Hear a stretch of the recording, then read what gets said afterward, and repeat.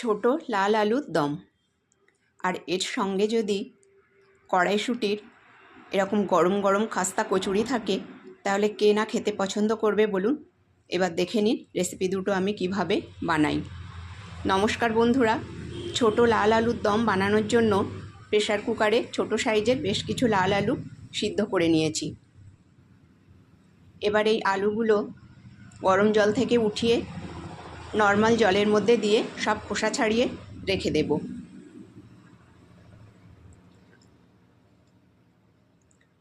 এরপর গ্যাসে একটা কড়া বসিয়ে বেশ কিছুটা পরিমাণ সর্ষের তেল দিয়ে দিয়েছি। এবার তার মধ্যে জিরে, শুকনো লঙ্কা আর দুটো তেজপাতা ফোড়ন দিয়ে দিলাম। ফোড়নটা একটু ভাজা হয়ে গেলে এর মধ্যে 1 টেবিল চামচ করে আদা বাটা আর কাঁচা লঙ্কা বাটা দিয়ে দিলাম। দিয়ে এটা একটু অল্প ভেজে নেব যেন এর কাঁচা গন্ধটা চলে যায়। এবার এর মধ্যে দিয়ে দিচ্ছি একটা বড় সাইজের কুচানো টমেটো। টমেটোটা দিয়েও বেশ কিছু সময় ধরে মশলাটা ভেজে নিয়েছি। এবার এর মধ্যে দিয়ে দেব কিছু মশলা। 1 টেবিল চামচ করে ধনে, জিরে, লাল লঙ্কা আর হলুদ গুঁড়ো দিয়েছি। তার মধ্যে জিরেটা একটু বেশি পরিমাণ দিয়েছি। এবার এর মধ্যে দিয়ে দিচ্ছি স্বাদ মতন লবণ। আমি রান্নাটা নিরামিষই করছি, কেউ যদি মনে করেন এর মধ্যে পেঁয়াজ রসুন দেবেন তাহলেও দিতে পারেন। এবার এর মধ্যে দিয়ে দিলাম চা চামচের 1 চামচ চিনি। দিয়ে এই মশলাটা বেশ ভালো করে কষিয়ে নেব। এর মধ্যে কোনো জল দেব না।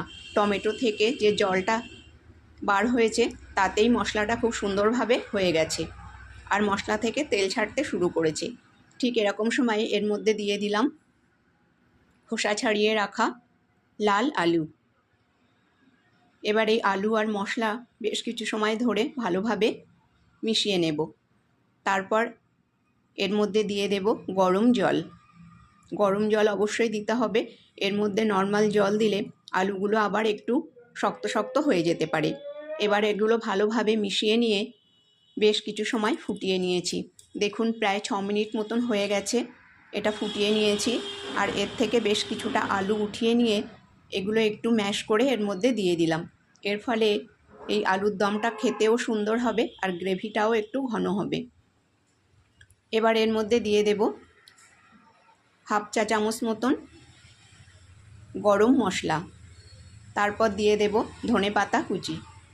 দিয়ে ভালোভাবে মিশিয়ে নিয়ে আরও মিনিট খানিক মতন এটা ফুটিয়ে নেব। দেখুন ফিরে এলাম 1 মিনিট পর। আর এই 1 মিনিট পর কি সুন্দর হয়ে গেছে। লাল আলুর দমটা সম্পূর্ণ তৈরি। এটাকে এরকম সময় নামিয়ে নিতে হবে, তা না হলে ঠান্ডা হয়ে গেলে এটা খুব ঘন হয়ে যেতে পারে। রেসিপিটা আমার সম্পূর্ণ হয়ে গেছে। এবার দেখে নিন কড়াইশুঁটির কচুরিটা কিভাবে বানাই। এখানে আমি একটা ছোট মিক্সিং জারে 1 জার কড়াইশুঁটি ভালোভাবে ধুয়ে নিয়েছি। তার মধ্যে 1 ইঞ্চি আদা টুকরো করে দিয়ে দিলাম আর দুটো কাঁচা লঙ্কা আর হাফ টেবিল চামচ মৌরি দিয়ে এটাকে ভালোভাবে মিক্সিতে পিষে নেব। একটু দানা দানা ভাব রেখে আমি এটা পিষে নিয়েছি দেখুন। আর এখানে নিয়েছি ময়দা। এখানে 400 গ্রাম মতন ময়দা আছে। এবার এর মধ্যে দিয়ে দিচ্ছি স্বাদ মতন লবণ। তারপর দিয়ে দেব অল্প একটু জোয়ান। জোয়ান অবশ্যই দিতে হবে, এটা হজমের পক্ষেও ভালো আর খেতেও ভালো হবে। এবার দিয়ে দিচ্ছি অল্প একটু চিনি। 1 চা চামচ চিনি দিয়ে দিলাম। এবার দিয়ে দেব 2 চামচ মতন তেল। দিয়ে এটাকে প্রথমে অল্প একটু ময়ান করে নেব। তারপর আবারও 2 থেকে 3 চামচ তেল দিয়ে খুব ভালো করে বেশ কিছু সময় ধরে ময়ান করে নেব। দেখুন এটা ময়ান করা হয়ে গেছে। এবার এর মধ্যে দিয়ে দেব পিষে রাখা কড়াইশুঁটি।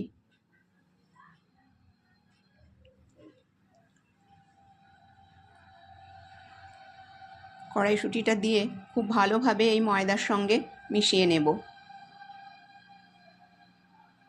এর মধ্যে কোনো প্রথমে জল ব্যবহার করব না, এটা ভালোভাবে আগে মিশিয়ে নেব। তারপর দেখুন মিক্সিং জারের মধ্যে সামান্য একটু জল দিয়ে এটাকে একটু ধুয়ে এর মধ্যে অল্প অল্প করে জল দিয়ে দেব।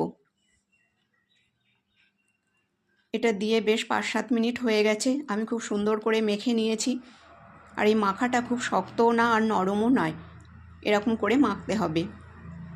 আর এই মাখাটা বেশ অনেক সময় ধরে করতে হবে, তাহলে এই কড়াইশুঁটির কচুরিগুলো বেশ খাস্তা হবে। এবার এর থেকে বেশ বড় সাইজের লেচি করে নিয়ে এইভাবে 2 হাতের তালুর মাঝখানে রেখে সবগুলো গোল করে নিয়েছি। দেখুন, এবার এখান থেকে একটা লেচি নিয়ে একটা চাকির উপর সামান্য একটু সাদা তেল দিয়ে এই লেচিটা এপিট এপিট করে মাখিয়ে নিয়েছি। এবার বেলান দিয়ে এইভাবে বেলে নেব, সুন্দর করে বেলে নেব। আর গ্যাসে আমি তেল বসিয়ে দিয়েছি গরম করবার জন্য। দেখুন, এটা রেডি হয়ে গেছে। দেখুন, এখানে সাদা তেল দিয়েছি, তেলটা গরম হয়ে গেছে। এবার এর মধ্যে কচুরিটা ছেড়ে দিলাম। এবার কিছু সময় অপেক্ষা করব। প্রথম কচুরিটার তেলটা বেশ গরম হয়ে যাওয়ার জন্য একটু বেশি ডিপ হয়ে যাবে। দেখুন, আপনা আপনি কচুরিটা ফুলে উঠছে।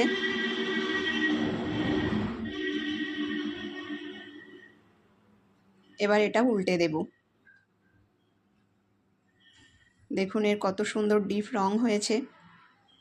যারা ডিপ পছন্দ করেন তারা এরকম করতে পারেন, আর যারা হালকা পছন্দ করেন তারা হালকা করেও ভাজতে পারেন। আমি আরও একটা ভেজে দেখাচ্ছি। দেখুন, আবারও একটা দিয়ে দিয়েছি, আর এটা কত সুন্দর ফুলে উঠছে। যখন এটা ফুলে উঠবে তখন তেলের উপর আপনা আপনি ভেসে উঠবে। দেখুন, এবার এটা উল্টে নেব। এইভাবে উল্টে পাল্টে এটা ভেজে নেব।